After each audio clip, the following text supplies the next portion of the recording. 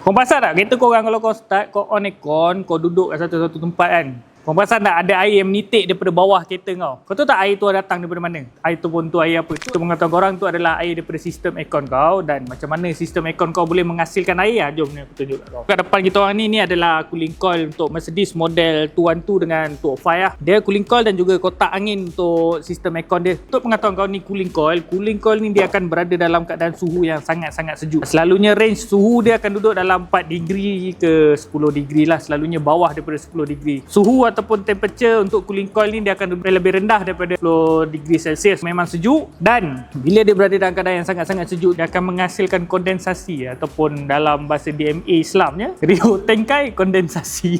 Benda ni akan berada dalam keadaan suhu temperature yang sangat-sangat sejuk ataupun rendah lah senang cerita. Dan bila dia dalam keadaan suhu yang sangat sejuk ataupun rendah, cooling coil dia akan menyebabkan berlakunya proses kondensasi. Dan kondensasi itu adalah proses mana moisture ataupun kelembapan tu bertukar menjadi air lah senang cerita. Okay, so air tu akan pergi mana? Dia akan meleleh bawah ni, dia akan jatuh kat bawah. So selalunya ni lah macam tapak ni, kau tengok. Ni adalah tapak untuk cooling coil tadi, okey. Cooling coil tadi duduk sini dan ni adalah tapak dia. Air tadi dia akan jatuh kat bawah ni dan dia akan keluar, okey. Selalunya dia ada perangkap dia. Selalunya dia ada laluan untuk dia keluar, dan air itulah yang korang nampak menitik ataupun keluar daripada bawah kereta tu. Bila kita dah tahu air tu keluar daripada ni, untuk proses checking bocor daripada cooling coil lah, macam Mercedes kat belakang kita orang ni, kita confirmkan isu cooling coil dia berdasarkan sebab apa? Sebab kita tadah dia punya air aircon.